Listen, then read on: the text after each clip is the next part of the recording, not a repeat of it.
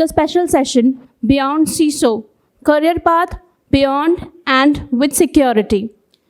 We observe noticeable shift as CISO strive to enable digital business by driving out digital initiatives that secure enterprises. CISOs are now being touted with newfound respects not only for their role but also ensuring organizational resilience and also for the willingness to take larger on a challenging position. Today, we bring together a panel of leaders who have made a remarkable career transition. I would like to call upon Mr. Narayan Nilkantan, co-founder and CISO, Black Armor;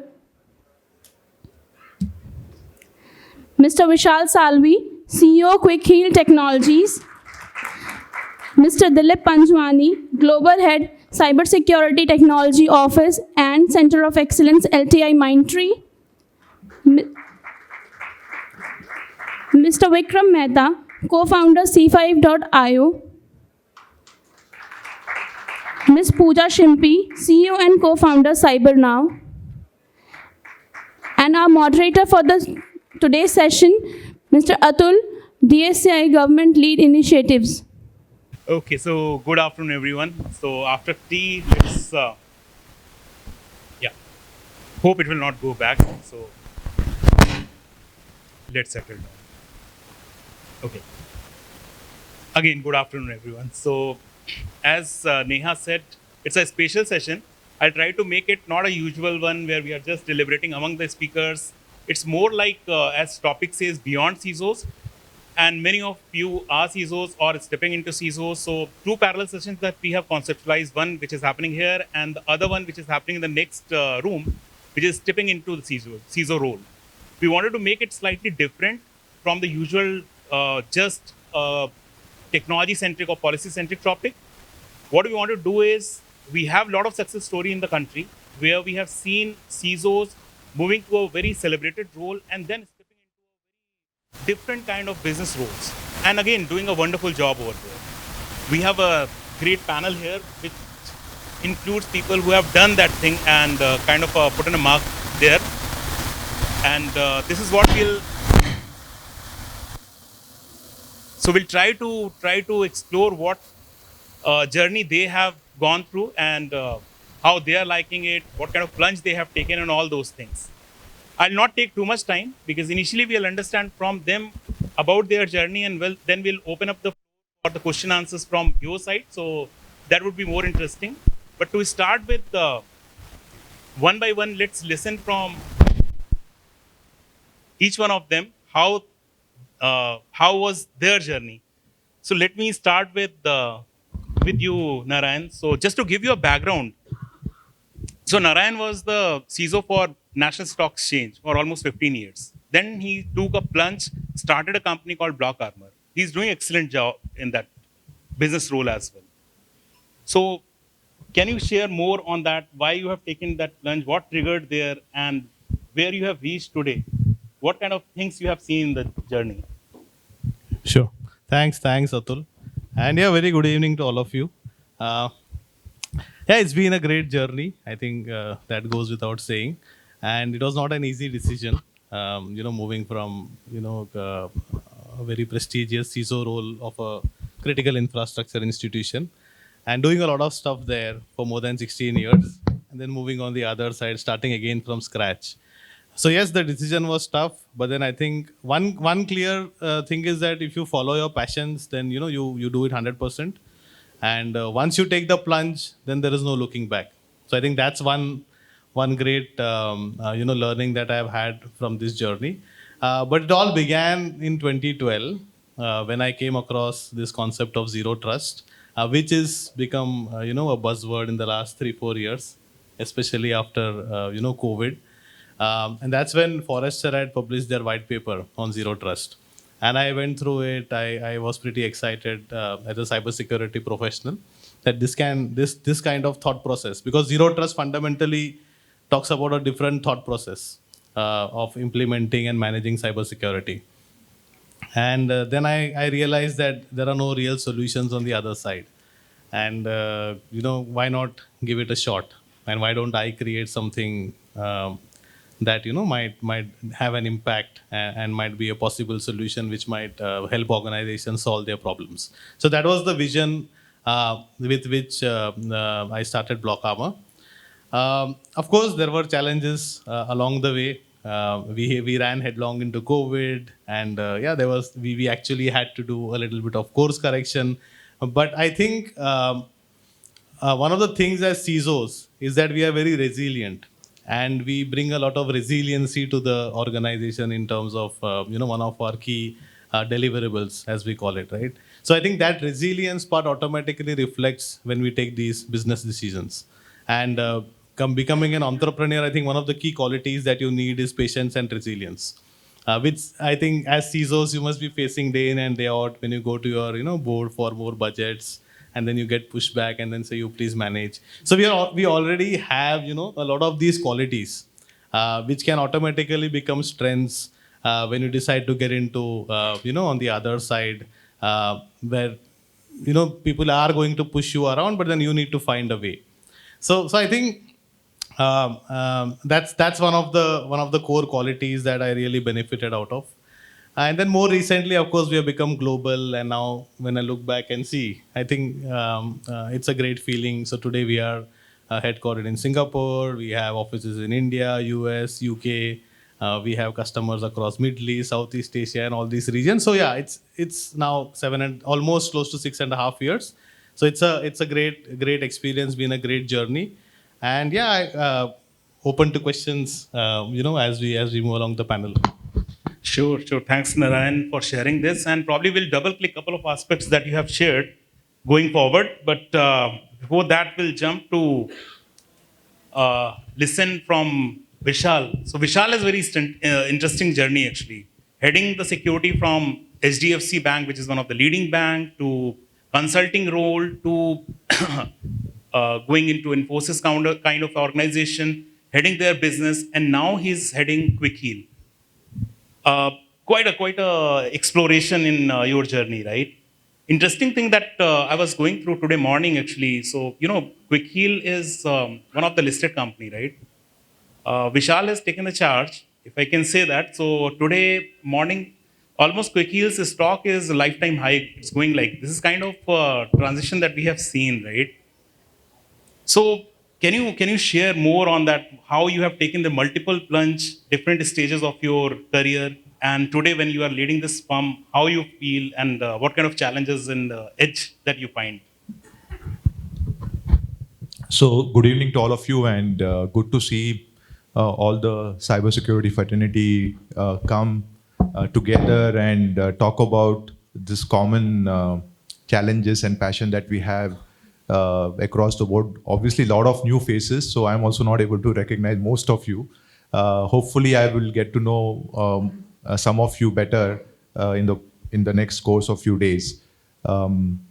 I think one of the most fascinating things that I've been hearing since the time I've taken the role of a CEO of Quick Heal has been that a lot of young kids have come and talked about that this creates an additional path for the practitioner to look at a business role, and clearly I think having played the responsibility of a hardcore practitioner for so many years, you obviously want to continue your passion and you want to continue to understand the new things happening in cybersecurity and be on top of it, so that at the end of the day you are adding value in terms of helping your clients, your stakeholders, and creating a more safer digital environment for them, right? That's really fundamentally your job. But it's also equally important to see whether you can move and make the transition from a cost center to a profit center. You start really adding to the top line of your organization.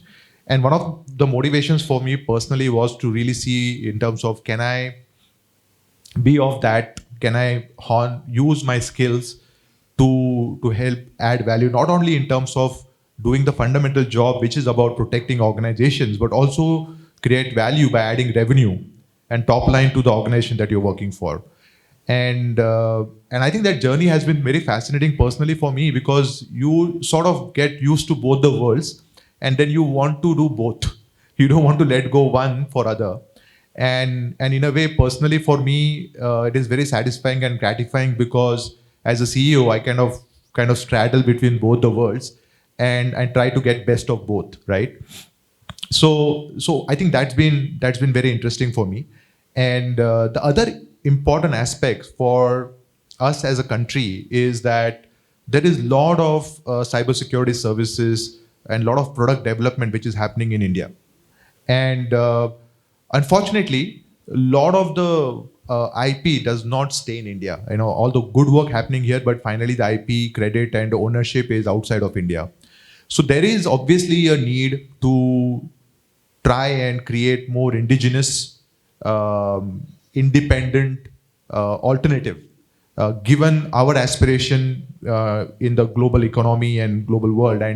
And so by joining Quick Heal and Securite, if I am able to contribute towards helping and creating a alternative and add more such organizations who can do not just grassroots innovation, but also scaling, not just to address the needs of Indian customers, but global customers from India, is an aspiration that one should look at for. So in a way, personally for me, these two things were very, very important. And it's been an organic journey for me. Thanks, Vishal. And this picking up on your point, like building the indigenous capabilities and having capabilities in India, which is definitely one of the major charter for us in DSCI as well, and with support from all of you and the ecosystem, we are trying to nurture that ecosystem in last more than a decade now. So, but picking up from that point, we have Pooja here, and somehow we lack women entrepreneurs in cybersecurity. We have very few number of women entrepreneurs in the ecosystem. Thanks, you came from Singapore, which is also very interesting. Building a venture here in India.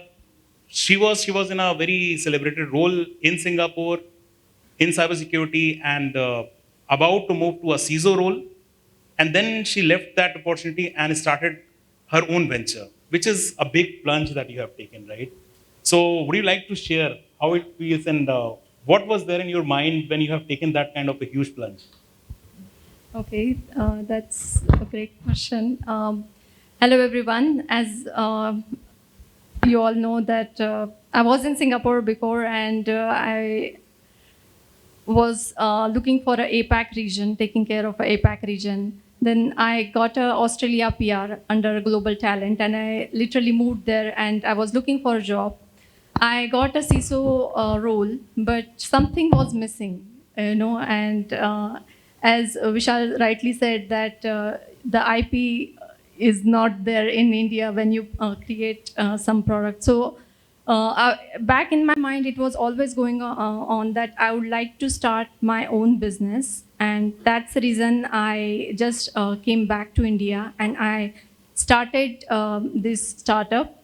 So while working in a ISO role, regional ISO role, it was always in my mind that I would like to change. I would like to bring a change, but there are some limitations, because when you work in an organization, you don't have that authority. You don't have the right budget or the convincing capacity to bring the change on your own. So I thought this is my opportunity to start my own business that will give me a great leverage to make that difference. And India is definitely a growing economy, and I would like to make that change happen here. So, Thanks for this, and really appreciate you looked at India again while you were getting such great opportunities and trying to build and establish a venture here. Interestingly, if I just share that, she is trying to create that awareness and training things, very indigenized actually. The things which are available as of now in the ecosystem are probably more like a global thing, and she is trying to build that thing so that it can create a very thorough impact in the ecosystem, in an ecosystem. So thanks right, for in that. most of the organization, multinational organization, I have seen that there are very few vendors, when it comes to security awareness, and it's kind of boring thing. So I wanted to bring some humor into it, bring some solution which is appealing to the mass audience, and that to resolve the problem which the industry has. That's great. So with this, I'll move to Vikram Yu. Just to, again, many of you would know him, right? Vikram was there in Make My Trip as a CISO, and even in Make My Trip, he was involved in various in-house innovation in cyber, various products that he looked at there while he was looking at internal security. But after that, he has taken a plunge, started a company called Sci-Fi, and I think he's doing quite a fabulous job here. So again, let's listen from him. Here, if you see, there is quite a good mix, right? We have a services entrepreneur, we have a product entrepreneur, we have a company which is established, and Vishal is taking it to the next level. So let's, probably we are getting a very diverse sort of ideas, like how it's happening. So over to you, Vikram. Thanks so much, Atul. Thanks for having us all here. Very good evening to everyone. I think before I go about the journey that Sci-Fi has been on, I think I'd just like to take a moment and acknowledge and call out the contribution that DSCI has had to the cybersecurity ecosystem in general, right? And I think hats off to people like Atul and Vinayak. I think that's one of the prominent reasons that all of us founders are kind of sitting here today. We have a thriving cybersecurity startup ecosystem in the country, and I think DSCI has a significant contribution to play there. Talking about the journey of Sci-Fi, like Atul mentioned, so I was with Make My Trip for about 8 odd years. Spent time on various products and wore various hats while I was there. One aspect that kind of always stuck throughout my career was this unending passion for technology and building products. So we used to even back at Make My Trip, we used to build a lot of products, even though there were a good amount of cybersecurity products out there. We were kind of always involved in doing something different. In fact, OEMs used to come and have conversations with us to understand how we are doing things differently, how we are tackling the kind of problems that products out there are not tackling today. So I think from there is where that desire always existed, and I think COVID was one point in time where I kind of took a step back, looked at what was missing. There was something missing, which was largely this desire to go all out and just see how a product can be built from scratch, built, sold, marketed, and so on, and the overall experience of building a business. So I think COVID is the time when I took a step back and thought I'll kind of take this plunge before I lose all my hair or all of them turn white.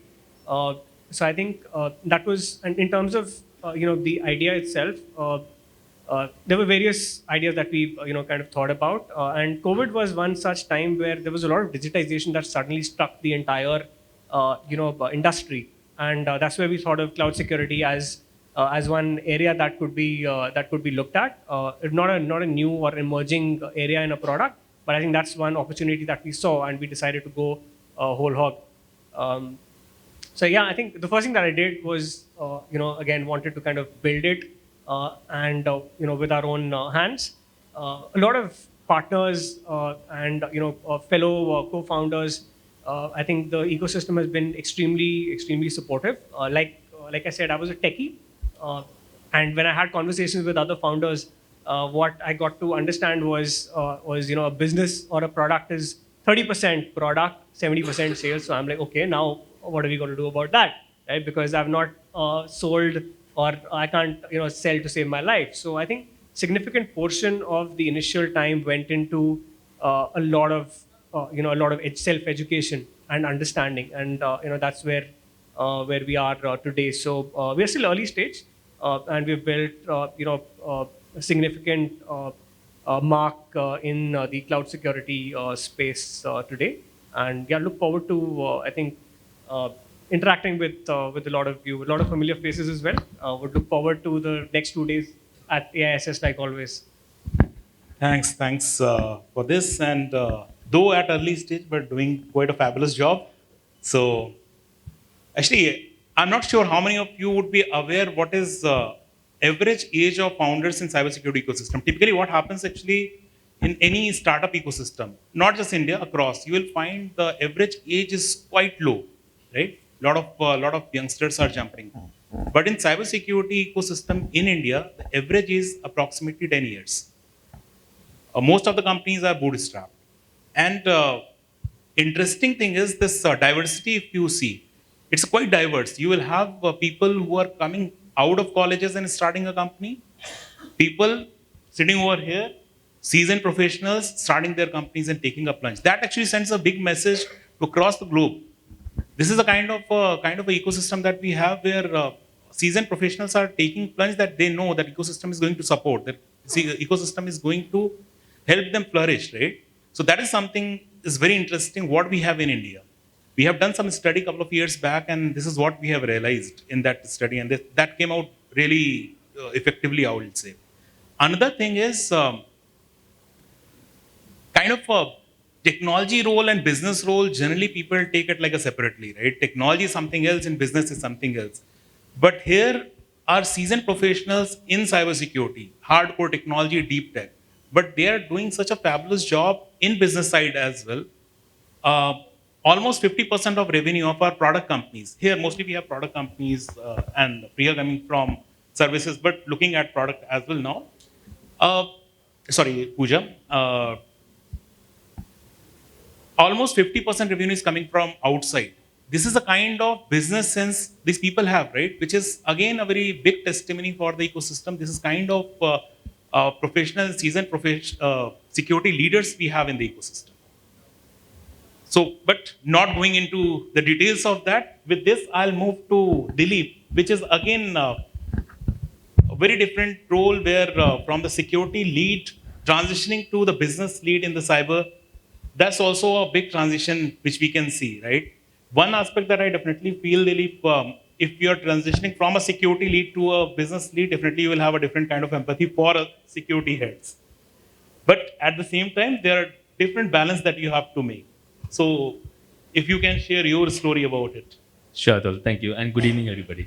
So I think looking at my journey through the last 20 years, started with consulting, then been into security space across almost most of BFSI, banking, been into insurance, trading, and in NBFC for a brief while as a CIO for a year and a half. So taken that role, then jumped back to the CISO side of space. Been in the CISO role for LTI for nearly 5 years and now moved into the business side of the role. So, and as part of the CISO role for LTI, I also was handling the IT risk and governance role, which was more from the risk management perspective. Been into, for a brief period again, looking after the DPO role because that was very new to the organization and for the industry itself to start with, and had by design sat with the CISO in most organizations. So the DPO role also was an area which came into the ambit that time. So I think I've been through the walks of life on security, privacy, IT, and governance aspects. Uh, One thing that naturally transitions when us from a CISO to the business side of the role is you're doing the similar aspects. It's not you're looking at one organization as a risk perspective, but you are now becoming the custodian of every customer that you are going to be taking over. Every custodian is now putting their trust in your hands. They're putting their they're putting their neck on the line, saying that yes, you are my partner of choice, and I trust you with all my heart. If anything goes wrong, I will stand by you and you will stand by me. And that's what I had my relation with my partners and my ecosystem at that point too. Because end of the day, when a CISO really works his day and night when he's in a crisis, uh, what is his growth path at that time, or what is his survival system or ecosystem around him? One is his leadership. Second is his own team members. Third is his ecosystem partners. So unless these three are going to be standing by him, I don't think any CISO can succeed in their journey at all. And that's where now that I am part of that ecosystem, that's where I am trying to give back to the community or my fellow CISOs who are my customers, to build that trust and maintain and upkeep that trust at all times. Uh, you mentioned about the empathy part. Yes, that definitely falls naturally because by design, when CISOs do their jobs, uh, traditionally the CISOs were always like a policing function to start with when we started our careers. We were the yes and no, black and white kind of a function. Slowly we transitioned, we learned the way so that we are here for business. So we have to make business happen, we have to make business succeed, we have to make business move faster. And hence we have to find ways to allow business to continue what they want to do in a more secure fashion, in a much faster manner. So that's where moving in from how you were purely a cost center to finding ways how you can enable business to generate revenue. So you are part of the revenue generating system somewhere. Was the transition for one level from within the CISO role itself. Then that became natural transition to the business side of the role, where my leadership, when they pushed me and said that Dilip, now you need to now simply move on the other side. I said, I've never done a sales job in my life. I don't do that. I do not know how to do it. And the statement that came out very bluntly by my leadership to me saying that, Dilip, don't just lie to us on our face like this. You have been simply putting the gun on our heads every time in the board meeting and taking money out of us. You definitely can do the same thing with your fellow CISO in the market. So I think it's about one, the CISO is able to translate and understand the language of a CISO across the globe anywhere. We all are having the same challenges. We have the same kind of regulations or the same kind of customer and stakeholder demands, generating value, being able to maintain sustainability, manage around risk of the organization, manage the external stakeholders, regulators, and the likes. I think it is about a very natural transition to the business side of the role. So it's interesting to see how and where other areas of business where the CISO can fit in. But definitely on the business side, I see it's a much more clean transition. Sure, it's really great to hear that, and it's really interesting. Always in security, as even Vishal was saying, like a cost center to a profit center kind of thing, shifting that thing. In security, you always struggle for budgets, and we somehow manage to find out ways to convince management to get the budget. That gives us the negotiation skill automatically. But before we move to again deep diving and double clicking all the aspects that everyone has said, anyone in the audience want to ask anything? Can we have some volunteers for the mics?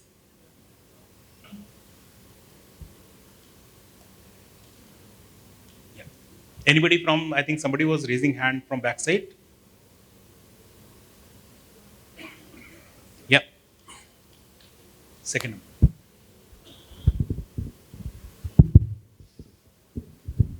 Hey everyone, great session. Love the point that Vikram made about the cyber product being only 30% techie and 70% sales. Love that one. My question is something similar to those lines. Apart from cybersecurity, beyond cybersecurity, let me put it this way, what are some of the most challenging, demanding things for a CISO? Not sure if you were actually planning to cover that, but if not, then this is a question. Okay, thanks. So I think Dilip covered it in some way. So if I go back, 7, 8 years when I was a CISO, right? So I think stakeholder management and getting the trust is the most important thing. So technology is one part, and probably it will play out. And I think it has to be more of a collaborative role rather than a policeman kind of thing. And of course, risk management is required, and it has to be business centric. I think those things don't come out very clearly. What the CISO struggles with is articulating those things out, putting it out, in front of the board, in front of the management, and convincing stakeholders. And whether we like it or not, I think everybody wants to be an expert on risk. So I don't know if you have faced it, but I faced it a lot. I'm sure the others would have faced it, because risk management is like you want to cross the road, right? It's the same thing, right? So you take a calculated risk, and eventually you have to cross the road. And the whole point is at what time you make that, you decide whether to cross or not. And then everybody has their own view. So the whole idea is to get everybody together and make it function as, as a full organizational entity rather than an independent function. Because that is bound to fail, because the CISO can't keep pushing when everybody else is pushing back, everybody else has to, come together. So that's my 2 cents on that. I think just to kind of add to that, right? So one of the areas that we see emerging today, or like one of the roles that we see emerging today, is security engineering, right? Which is something that has evolved over time, and in order to enable a collaborative approach, in order to work closely with stakeholders, I think security teams, or let's say security functions, need to also evolve from an engineering standpoint, right? To be able to work together and solve certain scenarios or problem statements leveraging technology more than ever before, right? Because of, again, things like cloud adoption, increased cloud adoption, moving to SaaS. There are a whole bunch of threat or attack vectors which can no longer be solved, and the massive amounts of data, right? The kind of problems that security teams are faced with today can very rarely be solved without engineering. And I think I strongly believe that security engineering is a vertical that really needs to evolve from where it is today, and will go miles to help. Yeah, so my 2 cents on this is that I think the CISO role has evolved, right, in so many years. I mean, almost 2 decades now, and so it's all about leadership, engaging with stakeholders, technology, setting up a vision, doing proper risk management, having a board conversation. So you need all these aspects, the softer aspects beyond cyber. But if I have to pick up one most important, relevant challenge or a problem that the CISOs need to handle, which is non-technical as of now, is the need to democratize cyber within the organization. And I think the need for that is extremely critical now, because the traditional controls that were there with IT and cybersecurity team have vanished. And so you need to make the whole stakeholders within your organization understand their accountability and their role in a manner where they're motivated to actually execute that. And it's an extremely difficult challenge, but the reality is that is a role that CISO needs to perform right now. And the sooner they realize it, so that this challenge is important, the better they are able to get the organization ready for any challenge in cybersecurity in future. I would like to add 2 cents as well. So, few years back, the CISO role was not even important, or it did not exist in many organizations, right? And very few organizations had the CISO role. So now the technology and especially the cybersecurity industry is changing so rapidly that suddenly the CISO role has become very important, and it has entered in a boardroom.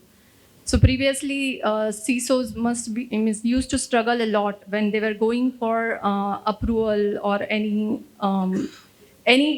proposal or any changes, right? But now CEOs or the overall board is more adaptive. They are at least listening to what CISO has to say.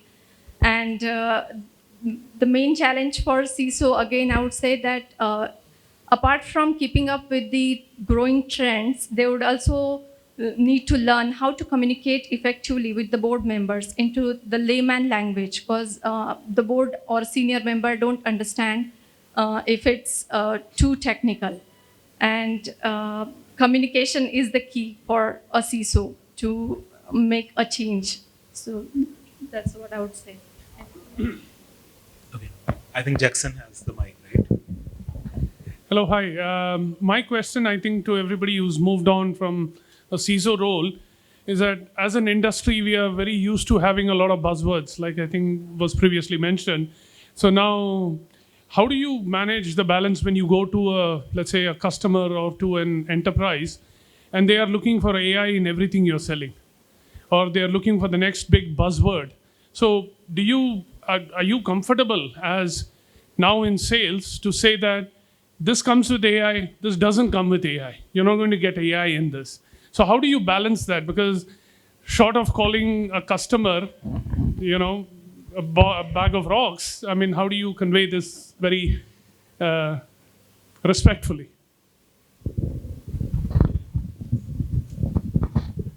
So I think the more you spend, the life on the other side of the table, Jackson, you get to learn the tricks of the game. But I think I have used a very simple mantra, okay, which is that given that I was a CISO or a practitioner for almost till 5 months back, right? So almost 30 years. I would always look at any person on the other side and what would I expect to hear is what I try to give. Okay, so the deep empathy is very, very important, right? And actually, any person, any practitioner going on the other side has a very unfair advantage because of the understanding of the job and understanding of what the other person is going for. A lot of times, the sales guys actually, they have a solution, and so they try to create problems, right? Okay, and generate those problems, and as a buyer, you just hate it, right? And you lose that person. So that's not what you want to do, right? And so there are a lot of these things which you realize that you don't want to see in a sales guy. So you just follow that for yourself, and don't make the same mistakes. I'll totally go with Vishal. In fact, he rightly covered it up. When you're in the CISO shoes and you transition to this role from the business side, one, you've been in that seat. You know exactly what would be the areas that you would actually catch a service provider or a OEM provider on aspects of what they're bluffing on. They can simply say that a macro is also an AI for you tomorrow, for example, but you know how to catch that point. So effectively what you are looking at is empathizing with the customer. Secondly, telling them in a more subtle manner, heart to heart with the CISO, telling them what is practical, understanding the use case, rather than the traditional way of where a sales or a pre-sale solution person will always try to force fit a tool or a service or just into the rate card and just pass it on to the customer. So there is an aspect that you are able to translate the CISO's ask in the right language of how you would see it in their shoes. Exactly fitted with the use case, the perspective, the outcome, and then really makes sense to them. And when you really go and tell the CISO that this area will not really be achieved with an AI, for example, they would definitely see that honesty in that aspect. Definitely, you don't have to be 100% too honest, but definitely you have to bring it at the aspect. At least it has to be a balance, where you call out if there's something which is not possible. Simply say it's not.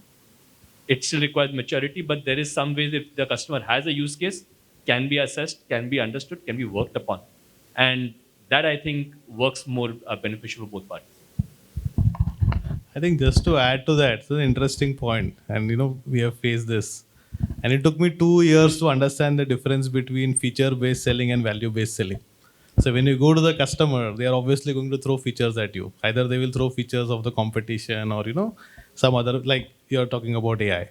So I think the way we have or the way it has worked for us is, focus on the core value proposition and the use case of the customer, like, Dilip mentioned.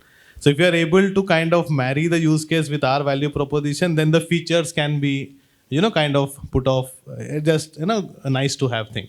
And the customer kind of starts looking in this direction, and that's typically what is how it works. And like Vishal said, we have been customers on the other side. We have seen vendors do it to us. But yeah, like each salesperson has got their own strategy.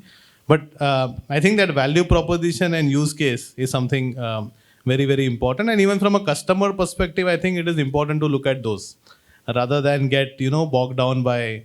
I think classic case is 120 rules out of the box for an SIEM. 150 SOAR automated use cases. So how does it matter, right? It doesn't really matter.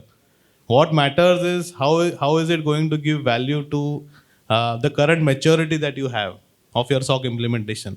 If you don't have your foundations right, you're just going to throw more garbage inside and get more garbage out. So I think from a customer standpoint also, it's very important to look at the use case and what is the real need there. So apart from the software aspect that I just talked about, I think the technical aspect is actually a big challenge and a dilemma, because something like a big technology change like a AI which comes along, you are compelled to think about how does that fit into your strategy, right? Irrespective of whether customers are asking or not, but I think to pivot to a new tech um, is a big dilemma and a challenge, right?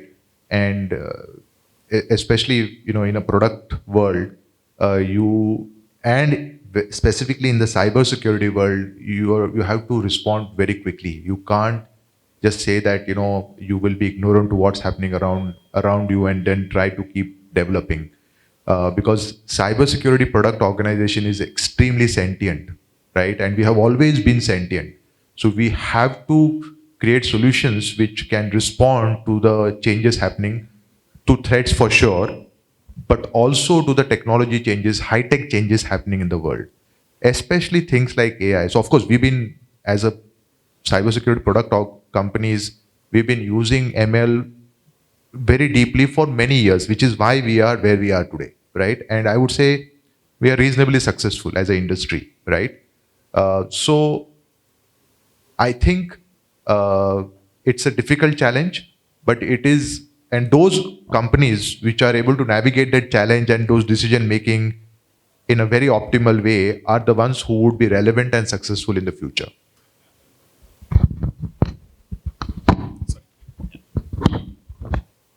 Any other questions on this? Actually, probably for while you are engaging with a CISO, your counterparts, it would be still easy, what I feel. But if you are engaging with, say, VCs or a non-tech people, that would be probably more difficult, right? They will go with the buzzwords. I think there you're right, and that's where I mean, what I was also actually maybe going to point out is buzzwords in some sense are also important, right? Because they generate they generate a need, right, at the customer side as well for the right reasons, right? And I think anyone from Gartner here, so yeah, we can probably thank them a lot for this. But I think buzzwords are important in that sense, wherein it also builds awareness for the right reasons. And definitely, actually selling value is the way to kind of actually go and, let's say, convert a conversation. But I think that initial discussion definitely is aided by buzzwords created out there today, which also generates a certain motion in terms of adoption and evolution from a cybersecurity point of view as well. So, yeah, there is 12. But meanwhile, how frequently it happens, I'm just curious to understand how frequently it happens when you are sitting with your clients, having working in security, leading security, such a huge infrastructure, that in DNA that CISO role will remain, right? How frequently it happens when you are sitting with them, you say, leave my product, I'll tell you how to strengthen your overall security. All the time, and that's why it's important to sometimes draw the line, because then otherwise you're getting into a very different direction. That's an interesting one, and it takes time.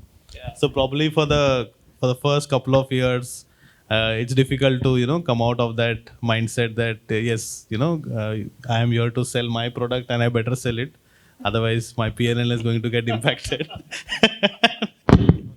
He's going to add something.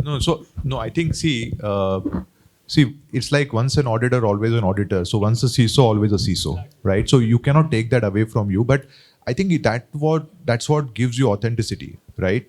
So I would say, why would you want to drop it? And see, everybody knows if you're going and having a conversation and you're representing a particular product, I think the other person gets it, right? But that should not shy you away from having an authentic conversation. And especially if you can add value in that conversation, which will help the other person in terms of getting better prepared to handle a particular situation, and you can add value, I think all the good reason for you to do that.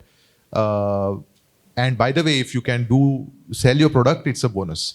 So I think in my mind, that's an advantage for practitioners in the sales organization to really have that authenticity, which is actually a big challenge for the pure salesperson. Like a lot of our sales people here in my team here, they have that challenge because they haven't really do that. And So that's an unfair advantage that practitioners have, and I think they should continue to take advantage of that.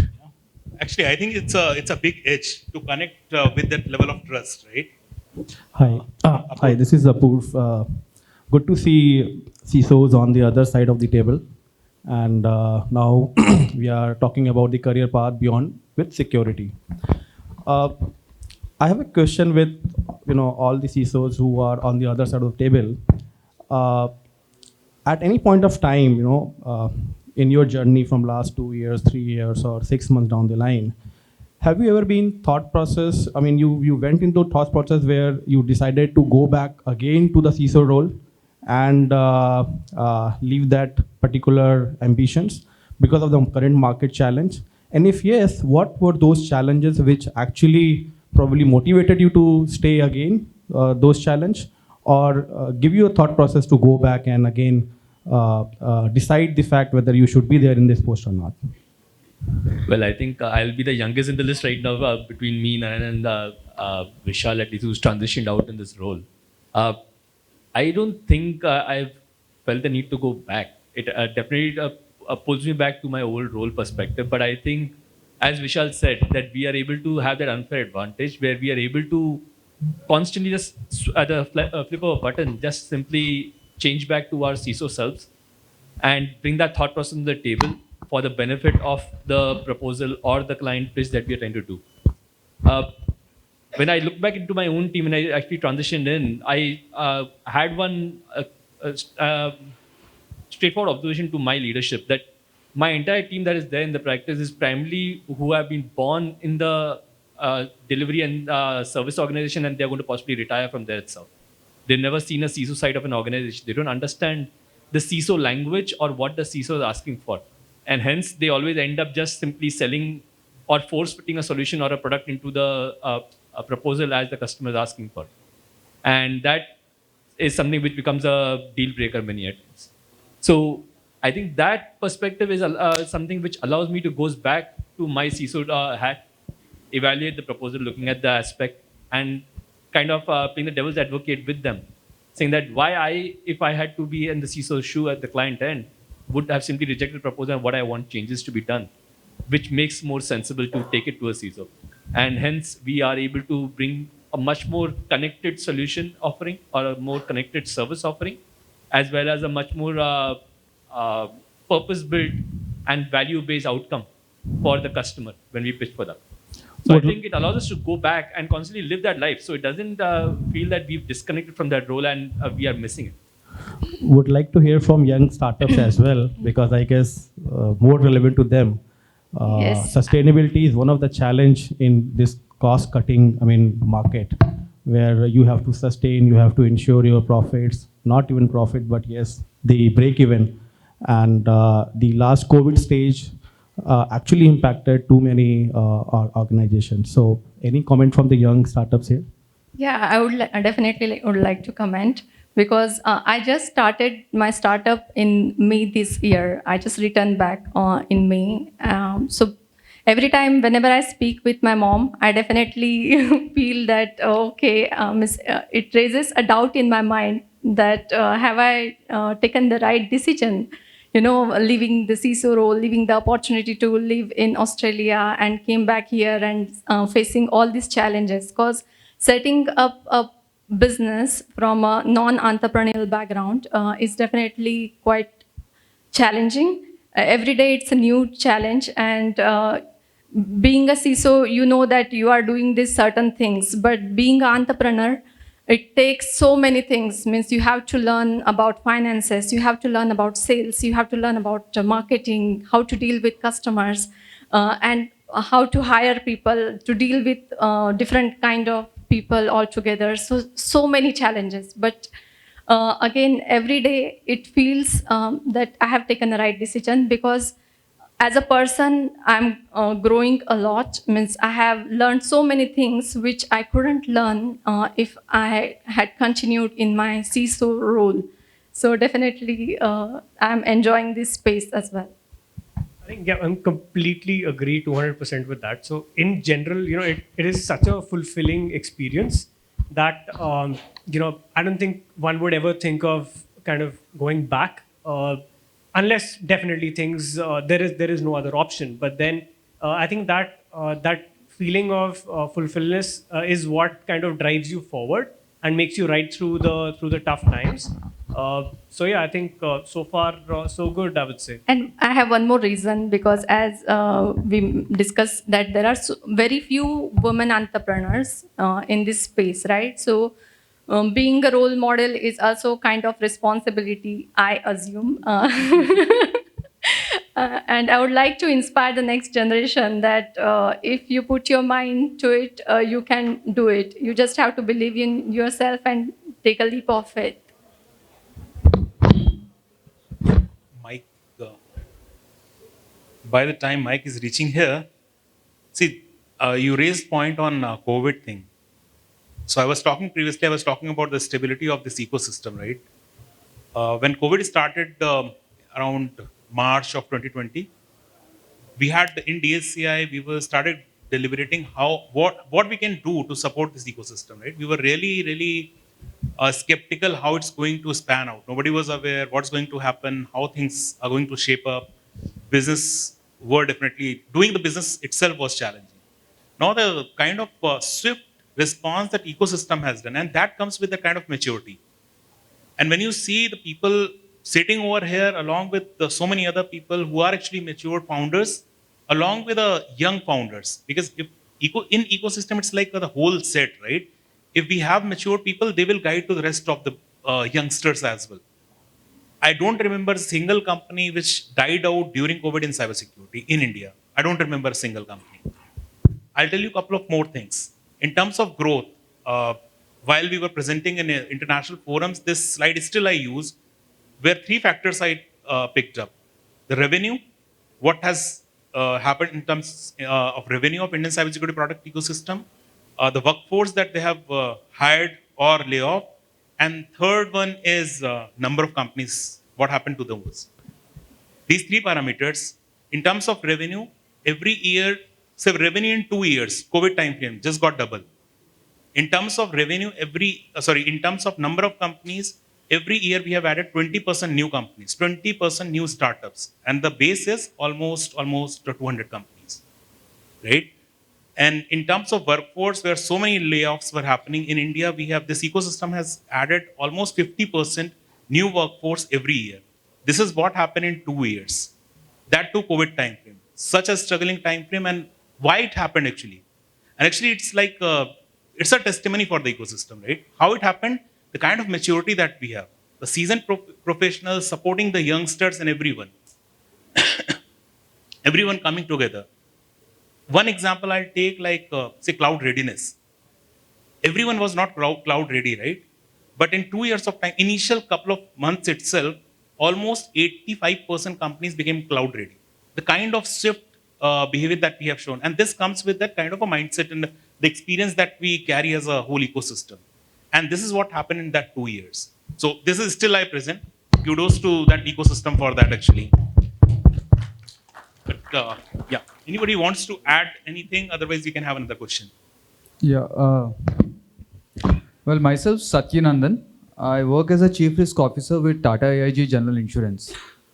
I think I was quite happy to hear the sentiments in terms of you quite, are proud in terms of the way you have moved to a new role and you want to sustain. But in the entire piece of communication and discussion, I see a bad sentiment around some aspect of our jobs. To give that sense to it, what I'm talking the context, I wanted to give some my background. I was a pure finance guy when I started my career. I got excited about security, and I did my CISSP, and it 15 years also. So I easily transitioned to the CRO role. Now, I had a negative sentiment, that at some point of time, this has to change because the impact this guy creates in the organization and for value for the business is not seen. So, along with you, I also see a quite amount of good excitement in my new career. But I feel that pinch that this career of this role of a CISO has to have a bigger impact in the organization, which I think is not happening. So I wanted to hear from you. You are also transitioned, How do you think this role can create, or is it some as an evangelist role? Maybe this community does something or how does business understand that what this role can transform into and what this role can really give value to the business? So I think so. You're talking about the CISO role, CISO right? role, You're not yeah. talking about we moving No, out no, and no. yeah. CISO So role, the erstwhile CISO role. yeah. So I think clearly, if you look at in terms of the way the profession has changed, we obviously cybersecurity as a concept or as a domain is now mainstream, right? Clearly, the spotlight is on this domain, right? Now, the second element is that the CISO, for good or bad reason, is the torch bearer of that domain in any given, and that is it is indisputable, right? The CISO is the accountable authority for a given organization to basically drive the change within the organization. So they can take the credit and they should also take anything negative which happens in that organization related to cyber. Now, I think if the question is about your ability to create an impact, now, see, I may be biased because this is what I've done in my life, right? So, but let me try and sort of give you my perspective, which is a different perspective from yours, which is if you look at it from a career point of view and you look at it from a role point of view, the ability to understand technology, the ability to understand communication, the ability to understand leadership, and the ability to understand execution.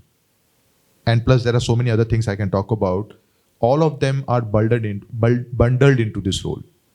And those, obviously, who are able to display all of those eloquently are the ones who are more successful than others. And others are aspiring to be there, right? So, in a way, from a career point of view, just forget about rewards and recognition. Just the ability to really learn and grow as become a well-rounded individual. There's immense amount of opportunity out there, right? Now, number two is impact. Now, in today's day and age, when we talk about any enterprises, you cannot imagine an enterprise without digital, right? And you cannot imagine digital without cybersecurity, right? So whether you recognize it or not, whether you unfold it or not, it is there. And because you are accountable authority, you have that opportunity to create that impact. The question is how much capable you are to really exercise that opportunity and claim your fame to achieving that potential, right? So I feel that the CISO, in fact, I would feel that the CISO role gets much unfair attention as compared to the thankless IT job that everybody is doing. And they are equally committed and equally hardworking, but nobody appreciates them enough. But CISO is obviously in the limelight, so if they're doing well, they get really all the attention and all the money that is required. IT budgets are shrinking, but CISO budgets are growing, right? So I would say, I mean, I can go on and I can give you another half an hour lecture to try and convince your mind, but I would say that the ability to, in today's day and age, digital world, a CISO has a very important role to create an impact in your organization.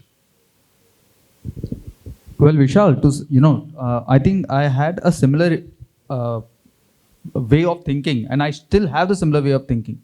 That's the very reason I've raised this question that, the way it is celebrated, maybe the career path you have taken in terms of your exposure, in terms of what you have seen, that's amount of celebration a CISO role has. There are multiple organizations where this role is not fulfilling in terms of the person to what, the impact he's creating in the organization is not known. It is not acknowledged.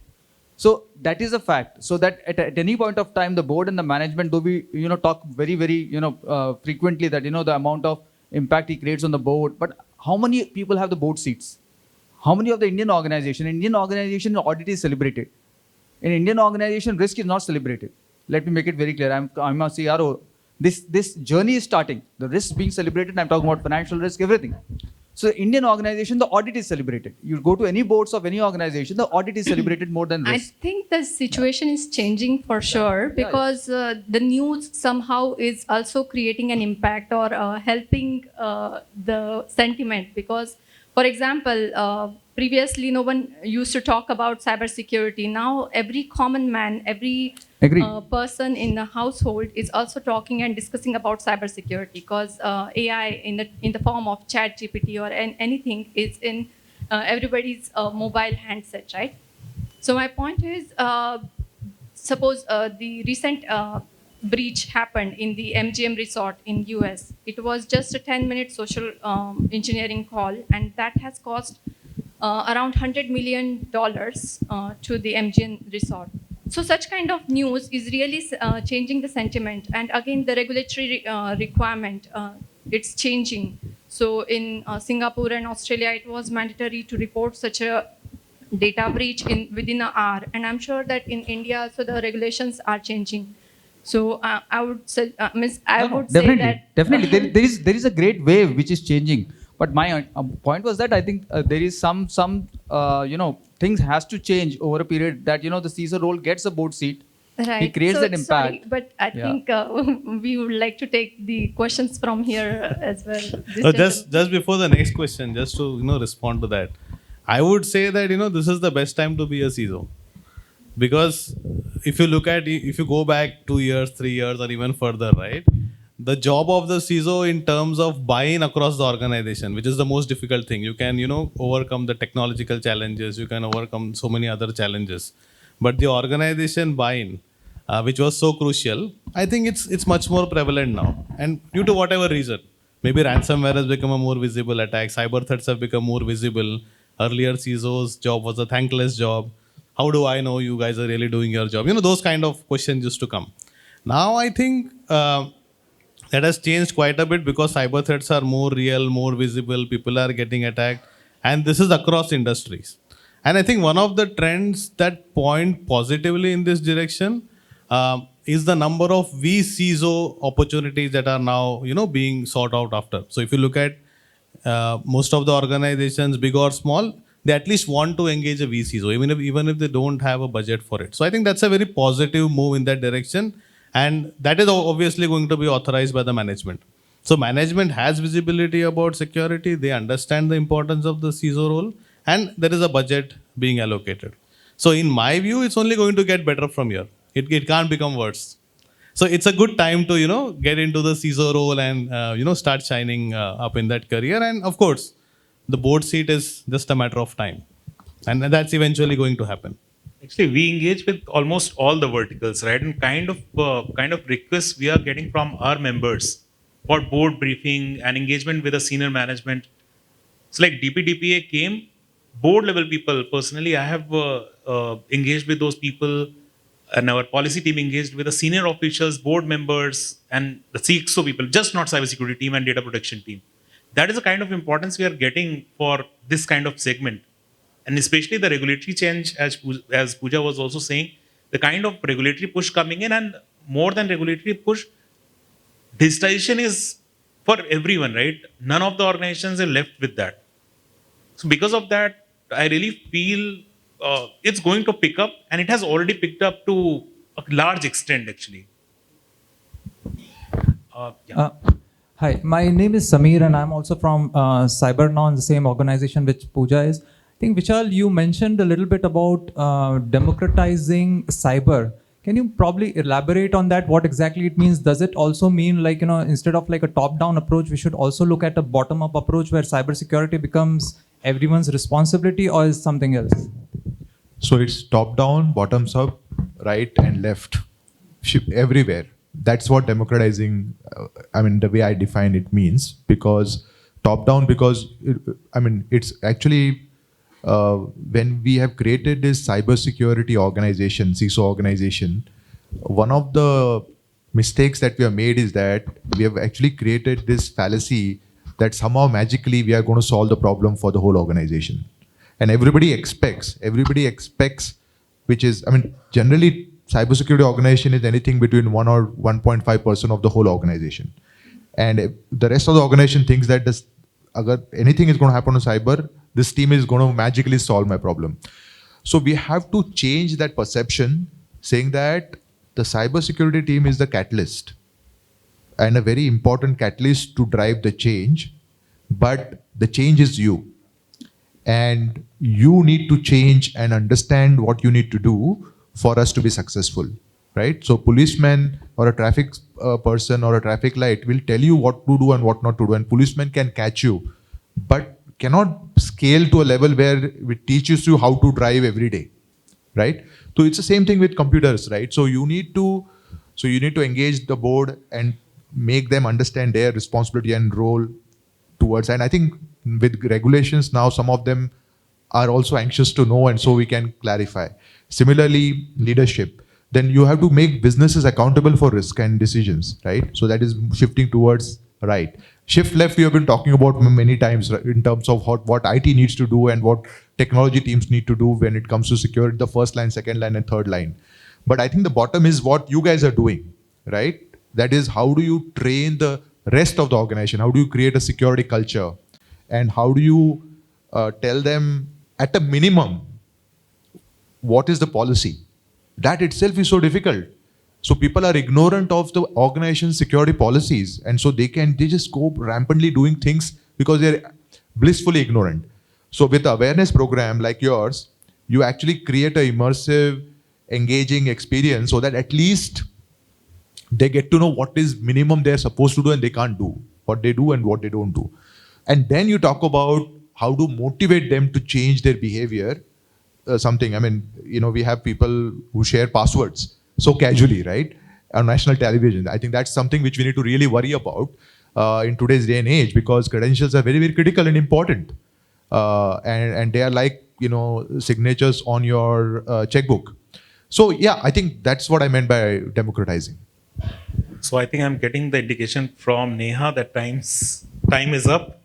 But just before we close, can we take it later? Actually, already there are a couple of hands. Now you are a CEO.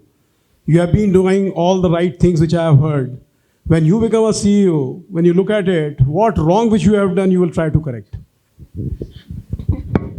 So, no, thank you for the question. But basically, for the last 30 years, I was not a CEO, right?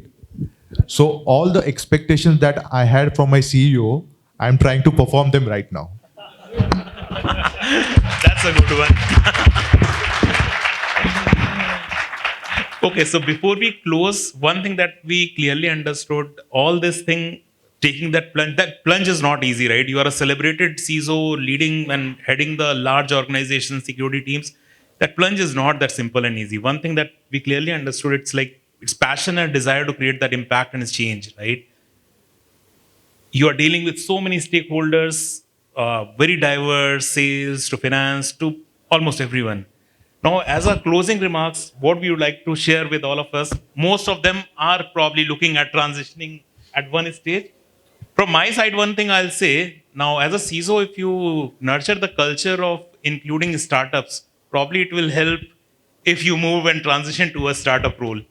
So with that, if you can just quickly talk about 30 seconds kind of remarks, each one of you. Yeah, I think that's an interesting one. So I think, yes, you need to hone your CISO skills. And I think we have spoken for the last 1 hour that, you engage with so many different stakeholders. I think CISO is a very generalist kind of person, and that gives them the ability to transition into different career roles.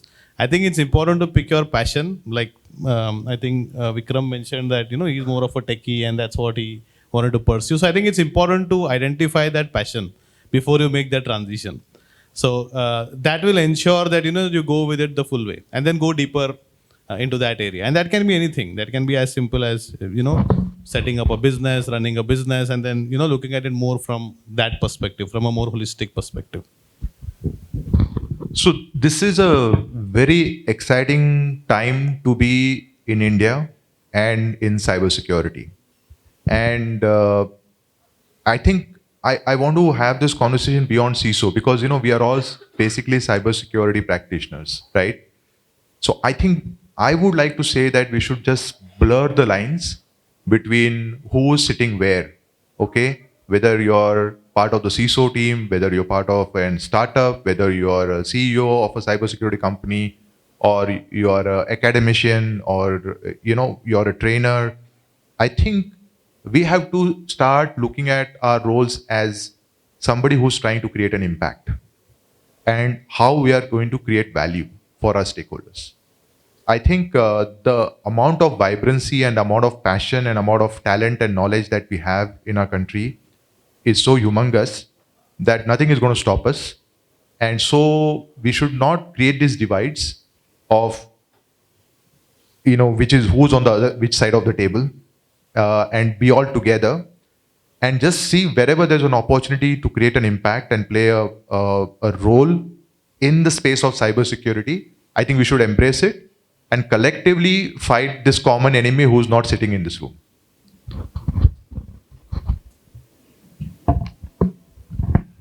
So I think we all, by our DNA in the CISO space itself, have been into risk management. We assess, we validate, we verify, and then we take decisions.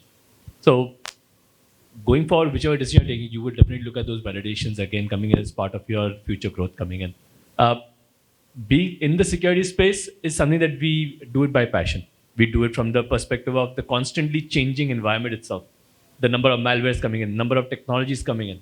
Every technology that comes out in the market today is being something that our business is trying to adopt.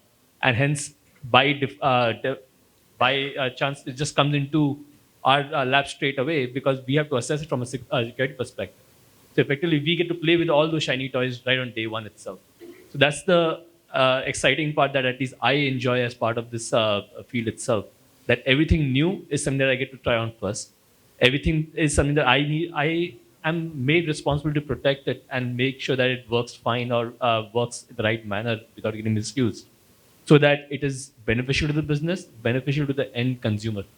And that is what keeps driving me towards this vertical and in the role. So I think completely agree to what you just said. But I think also in addition to that, see, security products, security technology, services, I think every CISO would probably understand, right? But I think stepping to, let's say the role of a CEO and running a business, I think I can say by my limited experience that there were a lot of mistakes that I could have potentially made, but avoided, all thanks to conversations, endless conversations that, one can have with fellow founders, experienced founders who've done that, been there, done that multiple times over. So I think importantly, I think one should also kind of collaborate endlessly with the ecosystem on, either side. So that we gather as much knowledge as we can before making the plunge for your passion.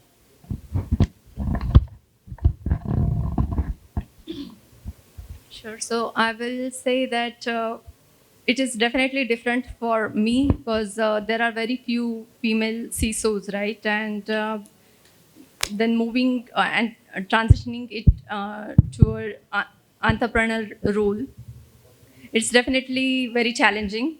But when I entered into cybersecurity field, I always used to dream that I would like to be a CISO.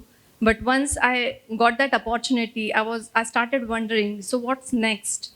And that's when I realized, okay, there are a couple of pathways. I can either join to a CXO role or in a board member role.